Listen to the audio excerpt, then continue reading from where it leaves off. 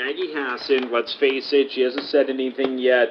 She's going to run against Kelly Ayotte for that senator seat. It is going to open up the gubernatorial race, and the gubernatorial race is now underway as one person named Mike Gill has now joined that race. Mike Gill, good morning. A little bit. Mike, tell us a little bit about yourself. Who are you and why are you deciding to run for governor? Well, I've been a businessman in the state, most recently for the last 25 years, owning a company called Mortgage Specialists.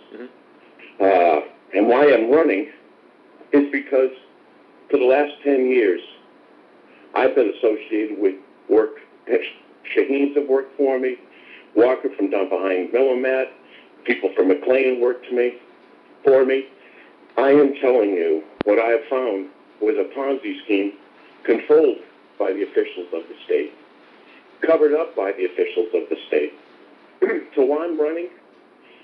I'm running for everybody who is tired and knows that it's corrupt and won't take a stand. I'm running for them. That's why I'm running early. I couldn't wait because of the corruption that is going on. So now what my position is, as an independent position, I want people to understand this isn't about Republicans and Democrats. This is about corruption that is done on both sides of the fence, and it's clouded by the issues, where the real issue is the corruption that's done. You want to know why health care is so high? We've got these attorneys working with these insurers. Why do you think U.S. Attorney Kakavas bounces into the Dartmouth Hospital? Why do you think Alex Walker, the president to buy Millimac, goes to the Manchester Memorial Hospital? It is run by insurers and these law firms.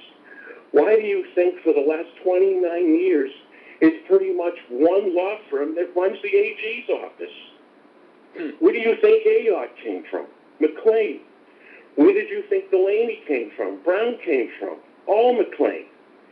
And when you turn around and have a banking commissioner who's an insurance defender from McLean, who's only there because they were afraid to get caught and get in a, to imagine the nightmare the insurers would have across the state with foreclosures that were wrongfully done.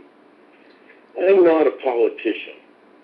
What I am is a businessman and a father and a citizen of this state that have walked in to see this corruption, to know the players.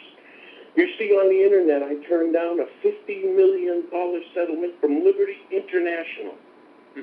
What do you think they were paying me for $50 million? My silence. So I choose to defend the people of the state. Even though my life has been threatened multiple times, all you have to do is go on the internet.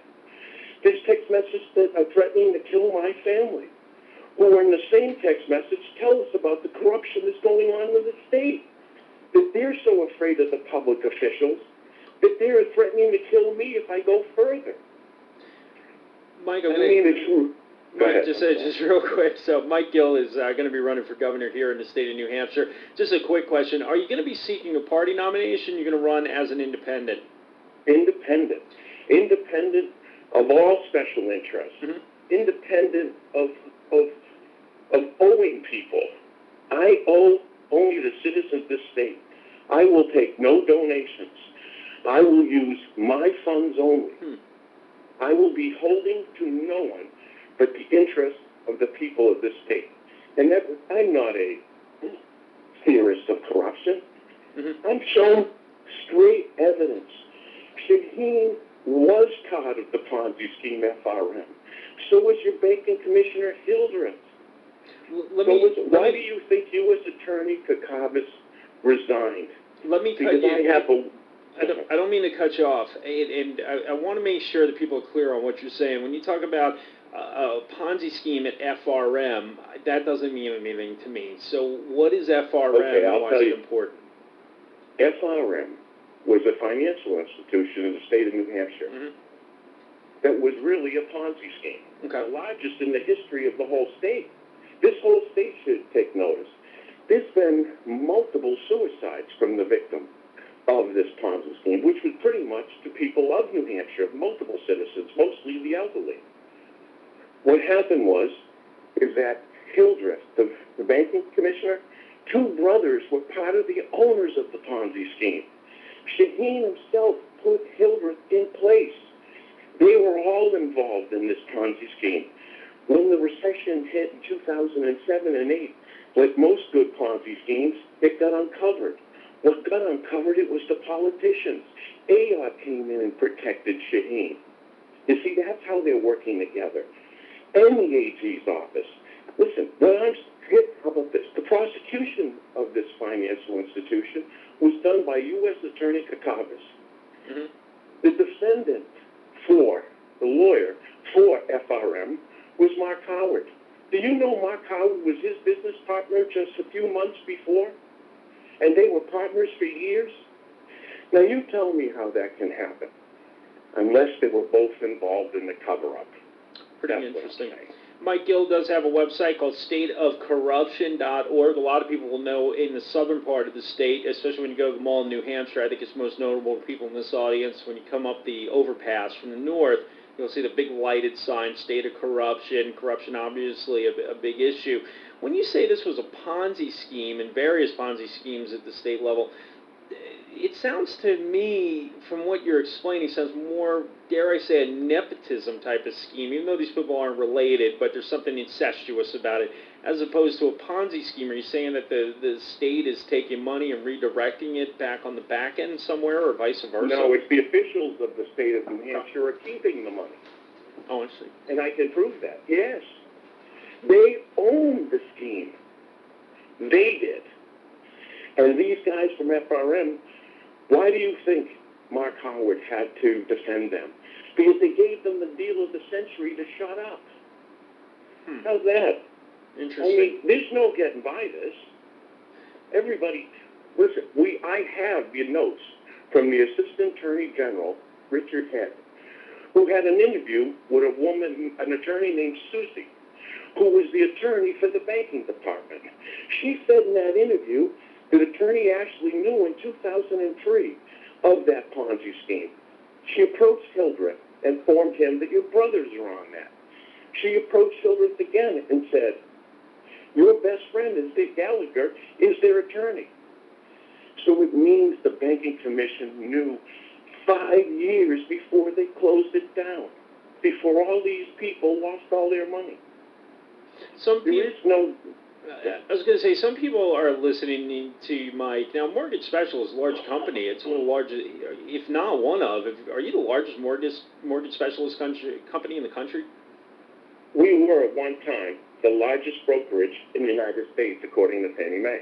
Because some people would listen to what you're saying and say you were left on the outside looking in, and this would be an anger campaign. Is that the case, or are you really? I mean, it sounds to me like you're pretty passionate about this, and you're saying, look, we need to clean this up before we move forward. How about this? I was only the world champion in the King of Sports. I won more races than any man who's ever lived. I don't join clubs. You see? I mean, these guys are the ones kissing my behind. The Shaheens, the Walkers, right? So I didn't. I decided to join the People's Club instead. Sarro grapes, I've made more money than these guys combined in their lifetime. Mm-hmm. Now I'm prepared to lose it all, every single penny. And that's why I'm funding all my money. That's why I'm putting it on my signs. And we're in Somersworth, we're in Nashua, we're in Plastow too. I put signs in Boston. I put signs on the highway. I'm prepared to invest every single penny I've ever made in my life into uncovering this truth. And I will give you a little bit of credence. Anybody who was deeply entrenched in the horse racing industry probably can spot corruption pretty quick.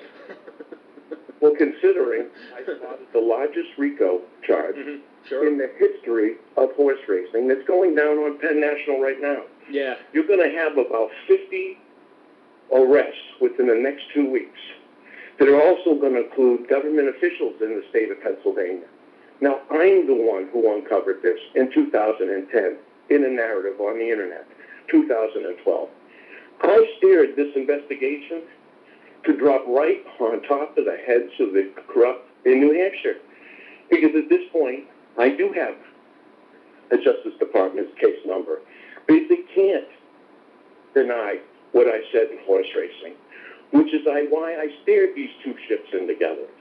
Because there's going to have to be a reckoning in this state, and I'm telling you it is going to happen. And it is worse than horse racing. Well, I came up in standardbred racing and certainly saw, and that was in the 70s and 80s, so I can certainly, I can understand the corruption issues, and boy, wait till, if they hit the thoroughbred industry, wait till it hits standardbreds, because it's really going to blow open, but... that's all. See, you know what it is?